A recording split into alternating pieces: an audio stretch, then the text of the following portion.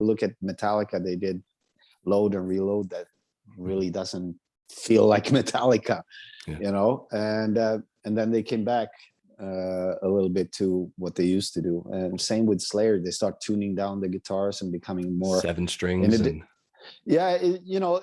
Everybody needs to have this outlet to do these things. I think it's good for your development as a songwriter or as a band. You know, all of us has to do these things and do like an experiment kind of album kind of thing and just go with the flow and see what happens. You know, so 2002 was people were kind of, holy shit, what the fuck is this? You know, either they liked it or they hated it. So nowadays they like it because now they're used to it. There's a couple places I'd like to go with that. But first of all, can I ask you what was going on at that point in time? You said that, you know, you were really pissed off and things weren't going well. What were some of the issues that you were facing? I was pissed at everybody, you know, labels and shit like that. I didn't think they did a good enough job and shit like that. And started getting tired and pissed of press people, you know, kissing my ass and shit like that. And then you read something different, you know. So it was this two-faced kind of thing that really drove me into write lyrics like "Don't Judge Me" and "Public Puppet" and things like that, you know.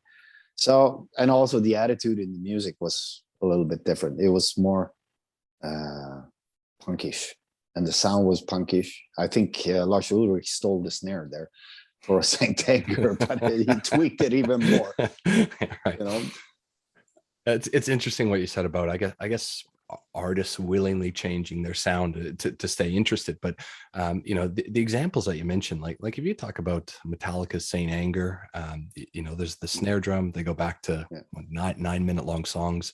There's no guitar solos on it. You know, if you want to talk about Slayer and what is it? It's Diabolus in Musica, I think they go a little bit slower with them. Do you think you can veer off too far off that cliff? Because now 15 years later, whatever it is, you can clearly tell that those songs pocket like into the new metal genre, kind of almost like the way, you know, a lot like Priest with Turbo Lover and that sort of stuff. It almost goes too far, I guess you'd say. Yeah, I mean, I guess I'm not the right person to answer that, but I mean, for me, it was weird. I don't know what the fans thought.